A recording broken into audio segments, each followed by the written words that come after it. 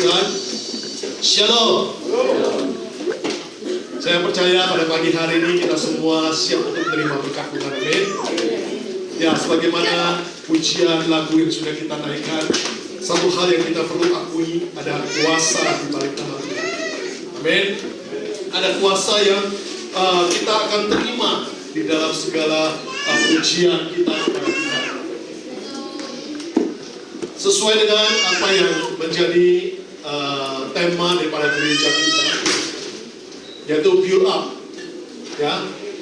Dan visinya adalah membangun sebuah keluarga yang berfokus kepada Kristus dan memiliki karakter Kristus dalam kehidupan kita masing-masing.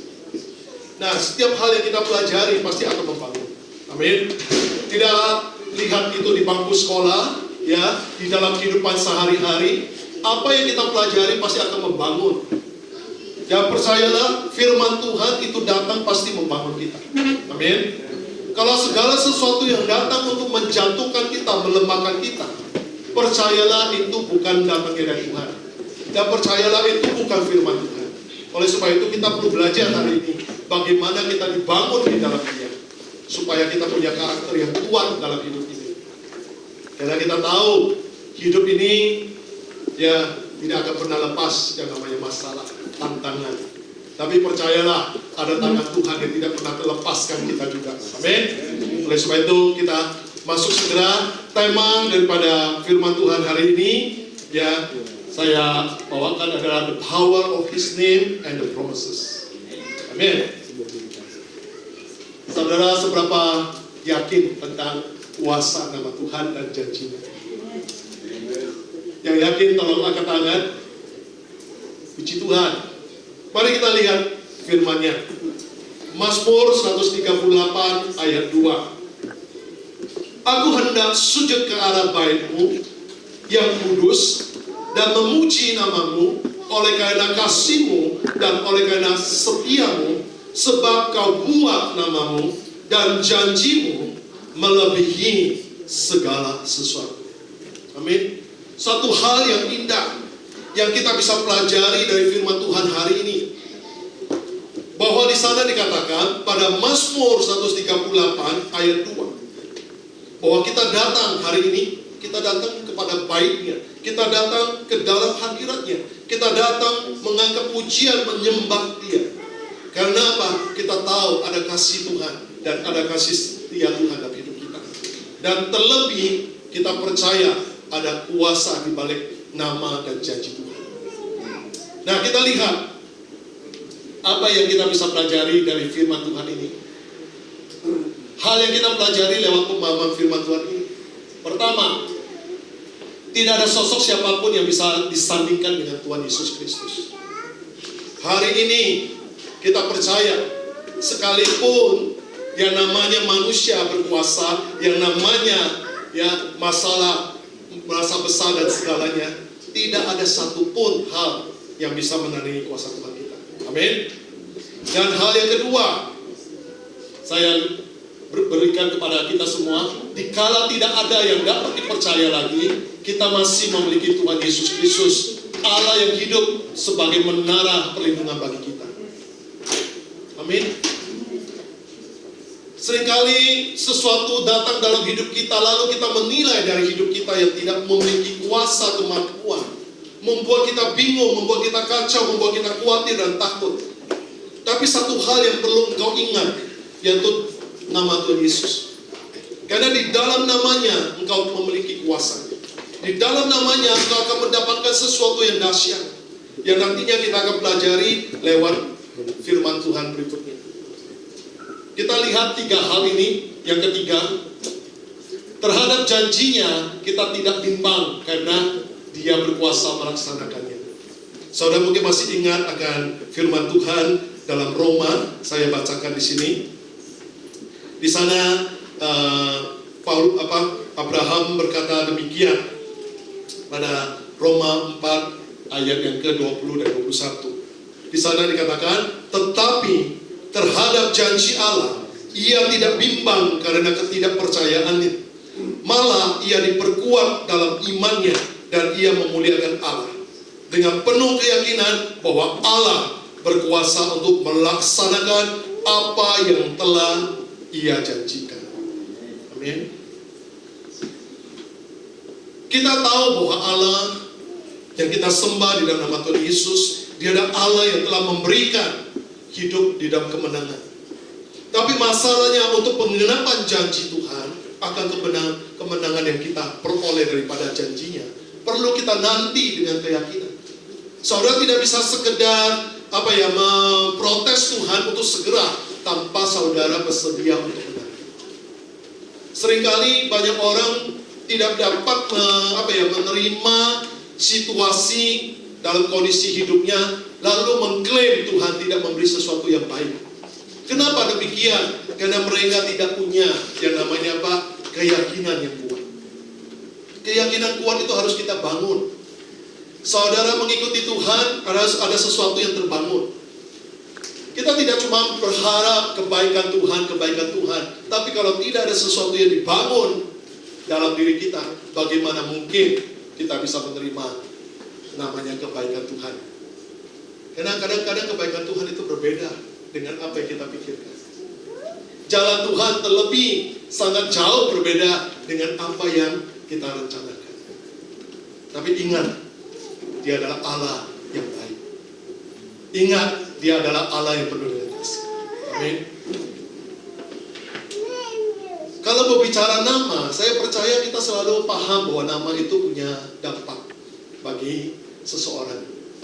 Maka setiap kali kita punya yang married, mulai punya anak, mulai sejak di kandungan mulai berpikir, nama apa ya yang kita berikan kepada anak kita? Karena nama membawa dampak, nama membawa pengharapan. Amin. Hari ini saya yakin, apalagi hari ini Pak Bambang sedang menantikan kelahiran cucunya. Amin. Saya percaya Pak Bambang, keluarga sudah punya persiapan untuk nama anak ini. Karena ada sesuatu harapan, ada sesuatu hal yang ditaruhkan dalam hidup anak ini. Dan saya percaya semua nama yang diberikan pasti nama yang baik, tidak mungkin nama yang buruk. Betul? Sekalipun kadang-kadang kita tidak mengerti apa yang Tuhan, apa yang orang tua berikan bagi kita nama. Seumpama dengan saya, nama saya mungkin saudara dengar, pasti saudara agak berpikir sedikit. Ini orang dari mana, latar belakangnya apa gitu ya, dengan nama Ali.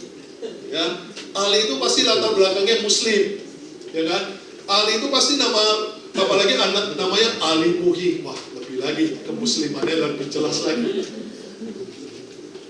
Ini jangan-jangan kalau begitu dengar namanya hari ini yang khotbah jangan-jangan haji ya? Bukan pendeta. Kok begitu ketemu loh, matanya kok sipit ya? Kok wajahnya wajah orang Chinese ya? Ya memang saya Chinese. Hanya nama saja. Tapi saya percaya di dalam balik nama itu, setelah saya telusuri, ada yang memberitahukan kepada saya, Ali itu adalah Allah. Ali itu sesungguhnya Allah bagi mereka kaum Muslim, bagi mereka orang Arab. Allah. Jadi saya mengucapkan syukur, terima kasih. Dan memang latar belakang nama saya adalah nama pemberian. Dimanapun nama pemberian itu, ya maaf kata, itu masih zaman dahulu, kepercayaan, keyakinan nenek saya. Sehingga dari situlah didapatkannya nama saya. Tapi hari ini saya percaya setelah saya lahir baru dengan Kristus, Tuhan sudah mengubahkan hidup saya. Dan Tuhan bakal memakai hidup saya untuk melayani Tuhan. Dan saya percaya di dalam nama Tuhan selalu ada perubahan dan pembaruan. Selalu memerdekakan kita, selalu membawa kita kepada sesuatu yang baik. Ya, oleh sebab itu kita belajar hari ini. Ingatlah bahwa nama, di balik nama pasti ada sesuatu hal yang namanya kebaikan bagi yang empunya nama. Bahkan memberi janji kepada pihak lain kadang-kadang. Mungkin sebagai contoh, kalau hari ini saudara yang ingin membantu teman-teman di dalam preferensi kerja, seringkali kita pesankan, nanti kamu sampai ke situ, kasih tahu ya, saya yang kasih tahu. Kasih tahu nama saya. Seolah-olah nama kita ini mendatangkan janji bagi orang itu. Betul? Apalagi sekarang nama Tuhan Yesus Kristus. akan jauh lebih berdampak dan jauh lebih besar kuasanya bagi hidup kita. Coba kita lihat kuasa apa yang dinyatakan di balik nama Tuhan Yesus. Kita lihat ayat berikutnya, Filipi 2 ayat yang ke-9 sampai yang ke-11. Dikatakan begini, mungkin di dalam PowerPoint tidak disediakan, tapi saya bacakan. Itulah sebabnya Allah sangat meninggikan dia dan mengaruniakan kepadanya nama di atas segala nama, supaya dalam namanya bertekuk lutut segala yang ada di langit dan yang ada di atas bumi dan yang ada di bawah bumi, dan segala lidah mengaku Yesus Kristus adalah Tuhan bagi kemuliaan Allah Bapa. Filipi 2 ayat 9 dan 11 menunjukkan betapa luar biasanya nama Yesus. Kita mungkin boleh menyebutkan nama seseorang yang kita anggap dia punya kuasa, yang kita anggap dia punya sesuatu hal yang katakanlah bisa memberikan kita sesuatu pertolongan. Tapi ingat, nama manusia itu adalah masih manusia terbatas. Tapi Allah yang tak terbatas. Sehingga di sini kita bisa belajar, sekalipun manusia memiliki kemampuan untuk menolong, tapi tetap terbatas kuasa. Dan sekalipun hari ini saudara melihat ada masalah sakit penyakit yang mungkin saudara khawatirkan, yang mungkin saudara takutkan, percayalah hal berikutnya. Sekalipun semua jenis sakit penyakit dan masalah apapun yang menyerang kita, tapi akan tunduk kepada kuasa nama Tuhan Yesus. Amin. Hari ini ada teman kita, saudara kita, Selfie di tengah-tengah kita. Saudara masih ingat waktu Selfie yang ada di tempat ini kita doakan untuk kesembuhannya. Dan hari ini kita sudah melihat Selfie kembali bersama dengan kita. Oleh karena kemudahan Tuhan. Suatu operasi yang dia jalankan bukan operasi yang kecil, tapi suatu operasi yang memang kalau secara manusia saya yakin dan maklumkan kalau ada kekhawatiran, ketakutan. Tapi sekali lagi, ketika kita berjalan di dalam nama Tuhan Yesus, kita percaya segala sakit penyakit, segala masalah akan tunduk di bawah nama Tuhan Yesus. Sehingga hari ini apapun perkara masalah kita, mungkin hari ini terlebih, tadi kami berdoa di belakang, terlebih kalau kita melihat ada satu hal yang mustahil dalam hidup kita, percayalah Allah tidak pernah mustahil. Allah mampu menolong apapun. Saya beri sebuah kesaksian. 2 minggu yang lalu adik saya telepon kepada saya begini, "Kok tolong doakan kami ya, Kok." Saya bilang, "Ada apa? Ada yang sakit? Ada masalah keluarga?" "Bukan, Kok. Kami sedang diperiksa oleh Bea Cukai. Usaha toko lagi diperiksa oleh Bea Cukai. Dan Bea Cukai sudah menentukan harga untuk kami bayar karena mereka mendenda kami, dianggap ada kekurangan. Lalu uang itu harus dibayarkan segera.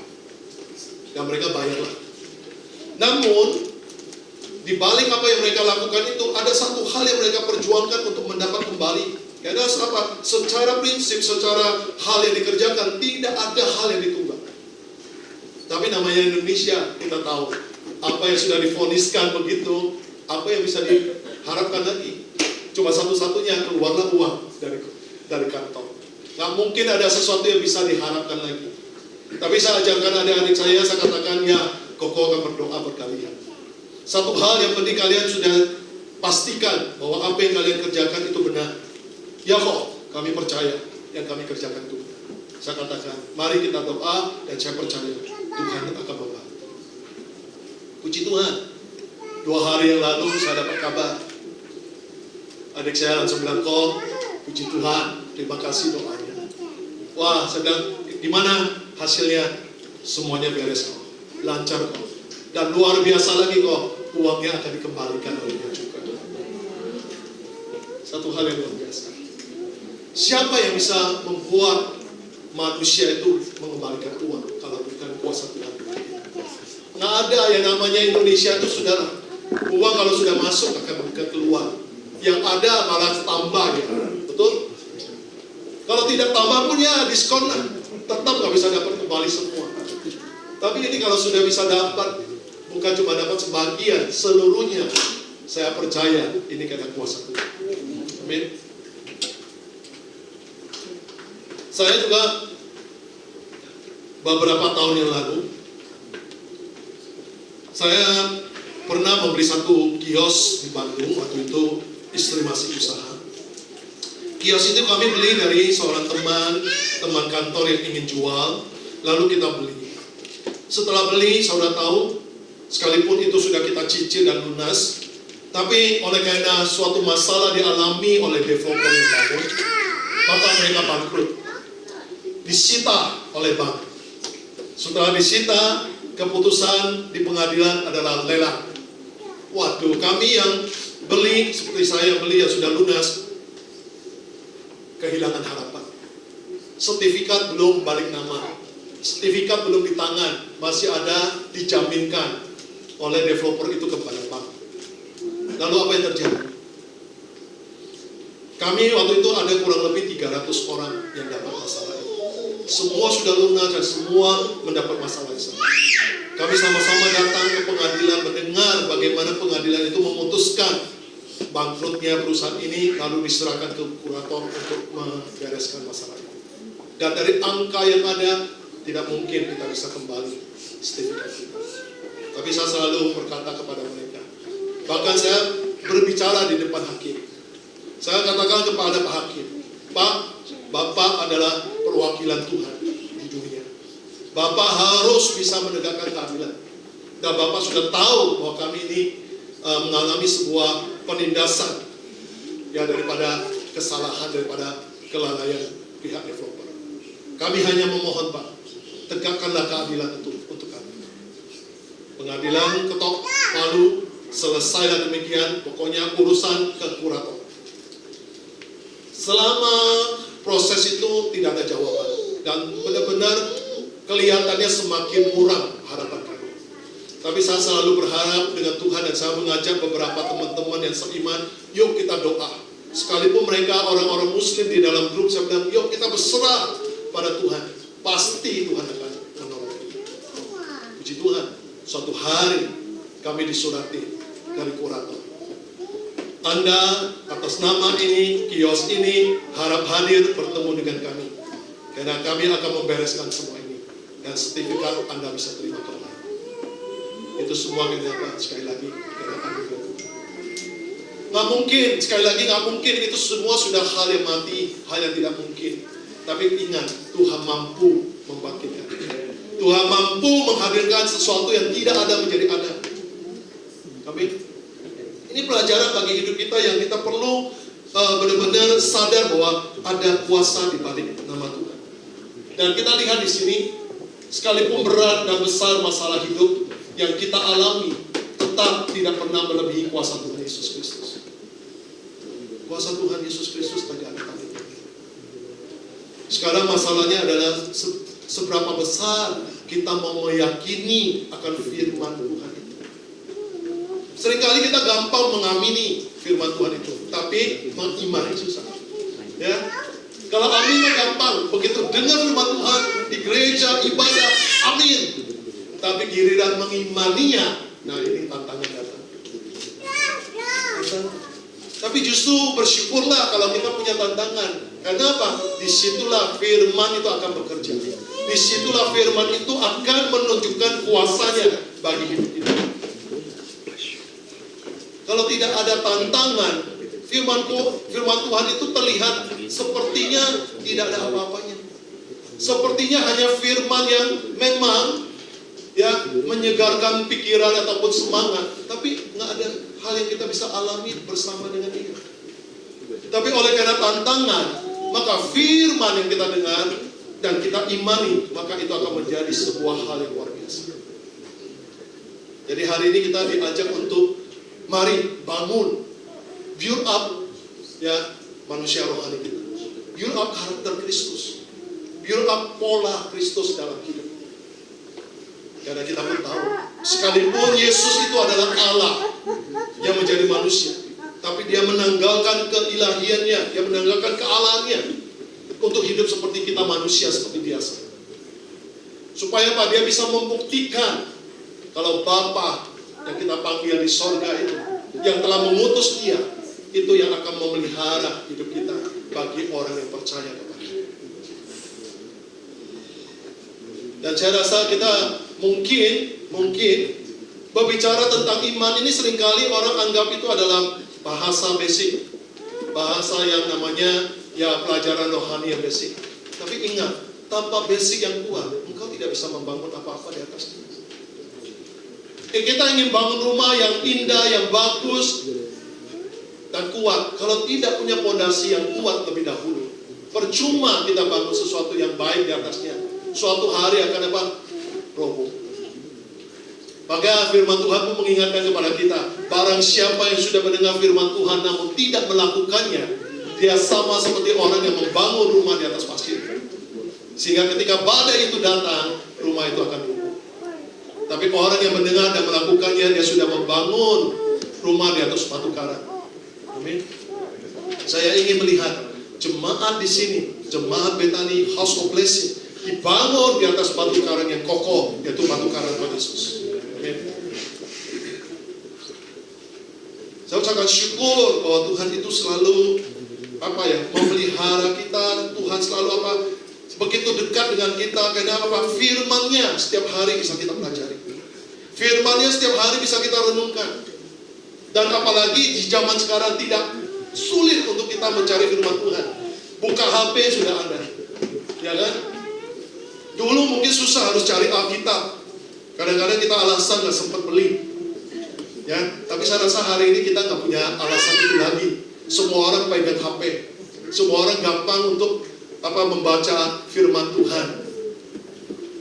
Dan bahkan saudara sudah sering kali dikirimkan renungan ayat untuk dibaca. Jadi nggak ada alasan lagi bahwa kita itu sepertinya sulit mendapatkan firman. Yang alasan yang sering kali kita pakai adalah kita tidak punya waktu untuk melakukan. Nah, itulah yang membuat ya hal yang harusnya kita bangun itu tidak terbangun dengan baik. Kemarin di acara Natal bersama gereja-gereja, ya, hamba Tuhannya Pendeta Jarod sudah mengatakan bahwa kegelapan yang menguasai dunia ini sudah masuk ke semua lini apapun. Ya, mau itu dalam bisnis, dalam keluarga, apalagi dalam pribadi kehidupan, itu sudah semua ada. Yang tidak sulit untuk kita temukan lagi. Bahkan yang hari ini sudah membawa banyak dampak yang buruk. Hubungan suami istri yang sudah semakin jauh. Orang tua dengan anak juga yang tidak punya komunikasi lagi dan segalanya. Itu membuat keluarga itu akan hancur. Bagaimana mungkin keluarga yang tidak punya komunikasi yang baik itu akan punya keluarga yang kuat? Tidak mungkin.